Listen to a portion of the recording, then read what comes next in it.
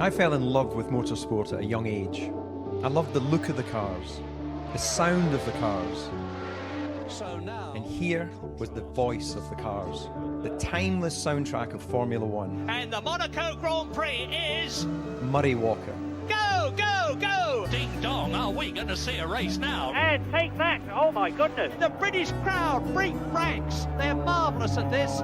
Murray didn't caress our sport. He was not a crooner at the microphone. He came at it hard, at speed. His name was Walker, but he ran at full throttle. And it's happened immediately! This is amazing! Oh, this is quite appalling. This is the worst start for a Grand Prix that I have ever seen in the whole of my life. He's going to have it out with David Coulthard. But within the volume of sound, there was always affection. Murray and James. How did that ever work? Centre is up to third. To say that James and I were different is a masterpiece of understatement, but somehow it seemed to work. Look at that! And colossally, that's Mansell! What an absolute tragedy for Mansell. And Damon Hill wins the Japanese Grand Prix. And I've got to stop because I've got a lump in my throat. Murray was detached, up there in his commentary position, standing still while we moved. Well, sort of standing still, but he was family. And when the family lives dangerously, the bonds are tight. I was driving along and I could hear you in my head. I was... No, not detached at all. As moved as everyone in the family on the sad days. The voice of our sport then too. I was having to walk the tightrope between, don't worry folks, I'm sure he's all right, and on the other hand, oh my God, this is terrible, I fear it's terminal.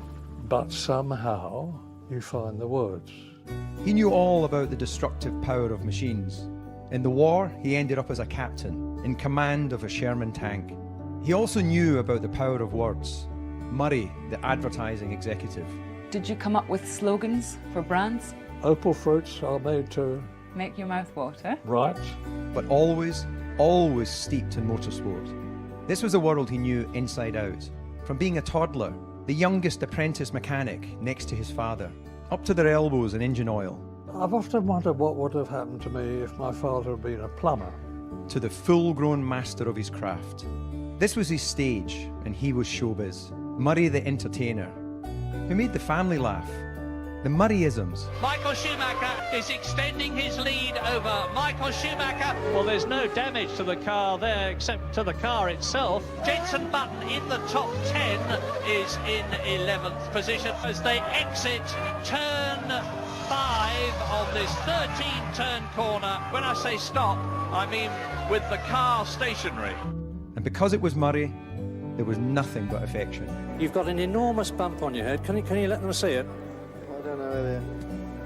Right up there. Oh, I'm sorry. Bernie, it's some 17 years since you bought McLaren. You've had some good times and you've had some bad times. What do you remember best? I don't remember buying McLaren. You drove a long, fast race, Murray. The checkered flag at the grand age of 97. But you will live on, because you were simply out there in front, the only place to be in the sport you loved, and that loved you too. Drive on, foot to the floor. You, the one and only, Murray Walker.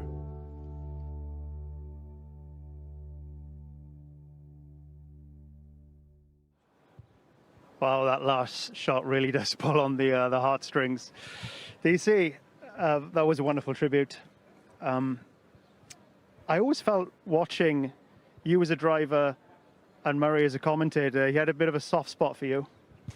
Well, he was an incredible gentleman to everyone in the paddock. He was a friend to everyone in the paddock. But I think that the period that I started in Formula One was after the tragedy of Imola, where we lost Roland Ratzenberger on the Saturday and then Ayrton Senna, of course, on the Sunday.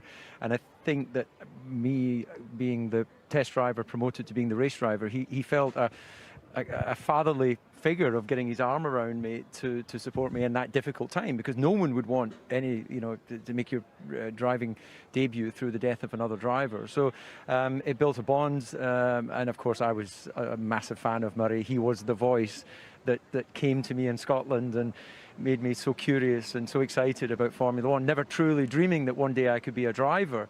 But then to be there at my first Grand Prix being interviewed by Murray Walker was a pinch me moment. But to be, that talented, that influential, and still be that nice. He was one of those, you know, David Attenborough, Michael Palin type men who you cannot imagine anybody not loving with a passion.